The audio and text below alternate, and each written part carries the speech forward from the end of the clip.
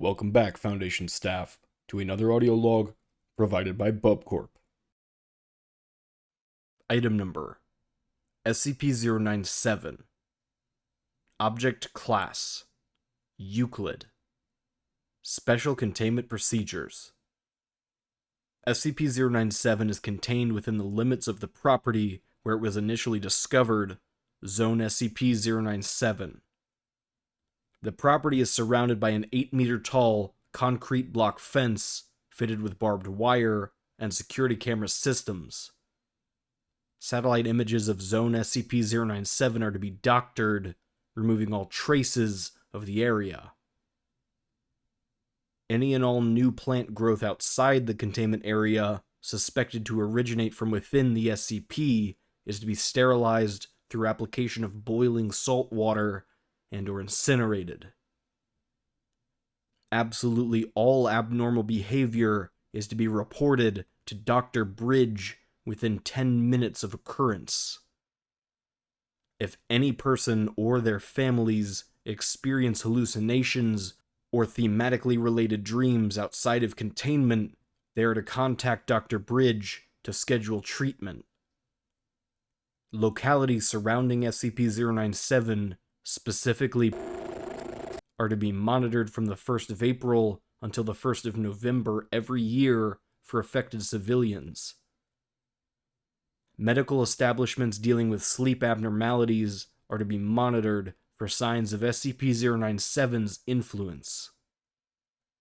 Civilians below the age of 16 encountered alone within 1 square kilometer of Zone SCP-097 are to be taken into Foundation custody and are to be treated with a Class B amnestic and returned home or to the nearest police station. Personnel tasked with the return of civilians are to avoid public exposure. Each agent is to be assigned a cover story to follow if they do encounter civilians en route to their destinations. See Level 3 staff for details.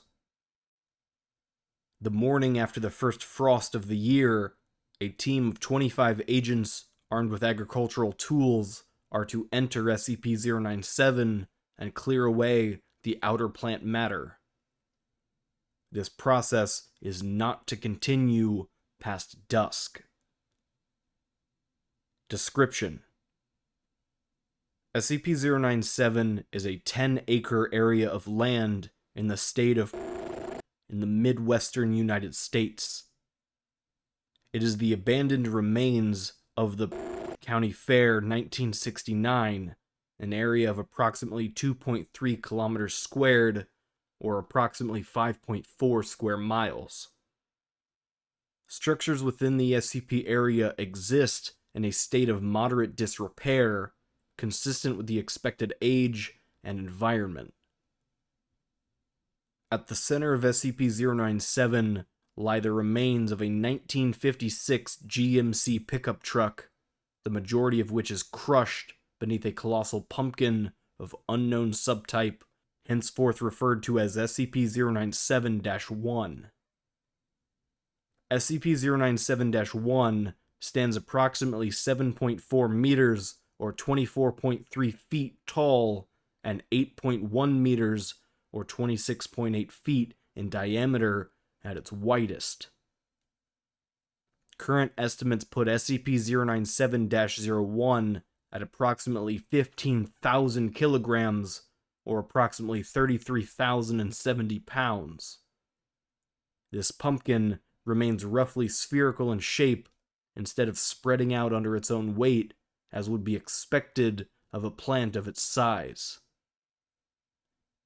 The remaining portion of SCP-097, approximately 2 square kilometers, is overgrown with several dozen varieties of pumpkins, with over 70 subspecies yet identified, and many previously unknown to agriculture.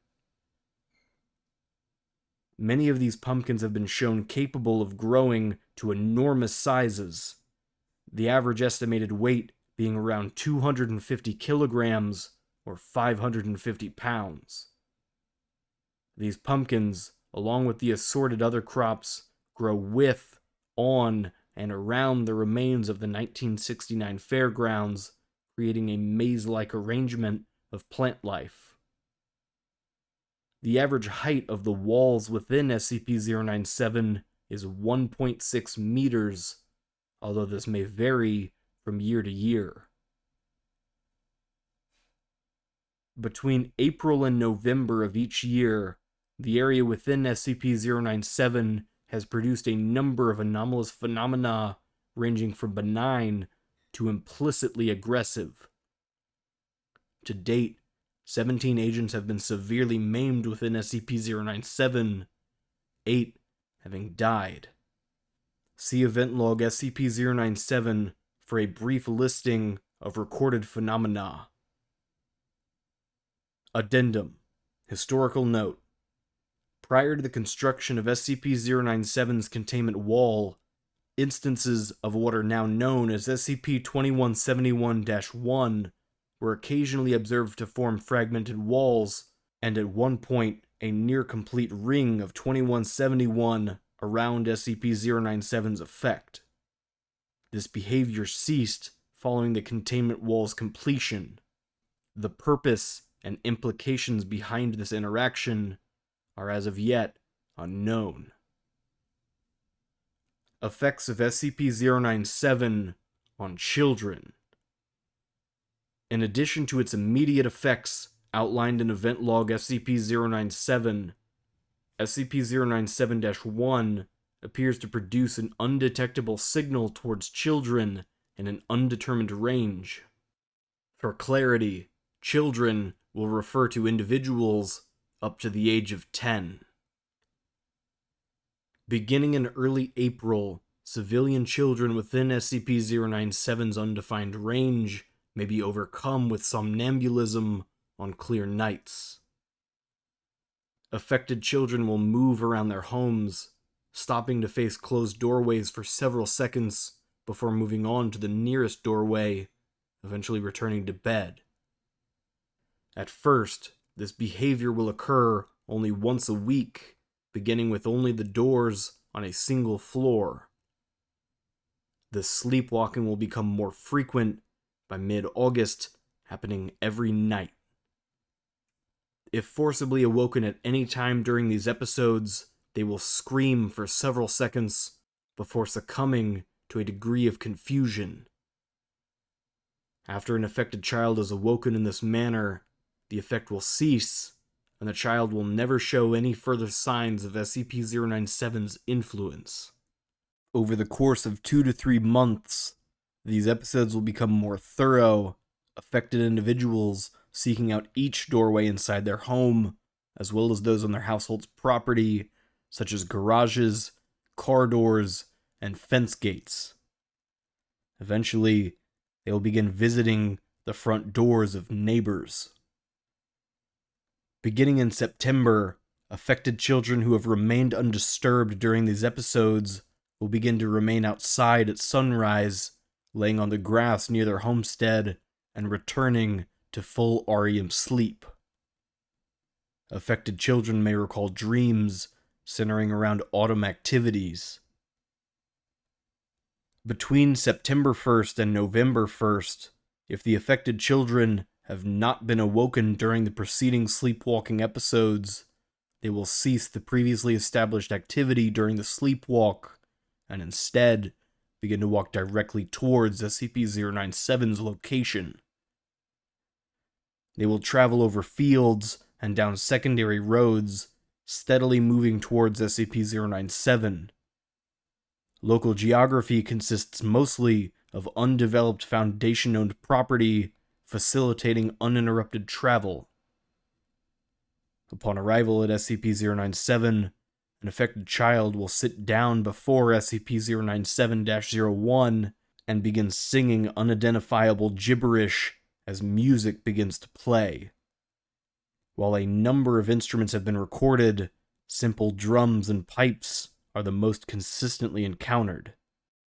After several minutes, childlike entities will crawl out from tangled flora or break out of larger pumpkins within SCP-097. The children will be wearing whatever they were last seen with, most often pajamas or similar clothing. Many of these entities match those children known to be lost to SCP-097-01. The entities will surround the affected civilian child, dancing and singing in a circle as SCP-097-01 begins to emit a dim light.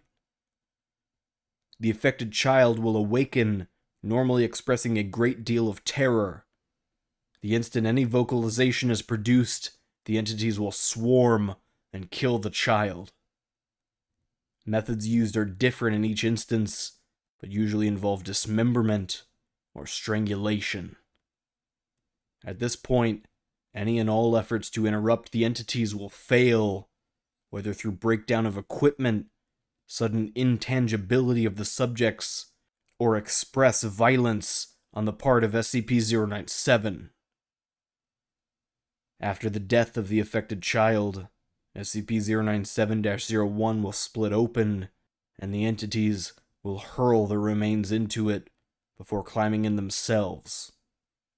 SCP-097-01 will then close, and the music will stop. Before the containment wall was erected, at least children between the ages of 3 and 10 are known to have been lost to SCP-097. See Event Log SCP-097 for current examples of SCP-097's behavior. This will conclude the audio log of SCP-097.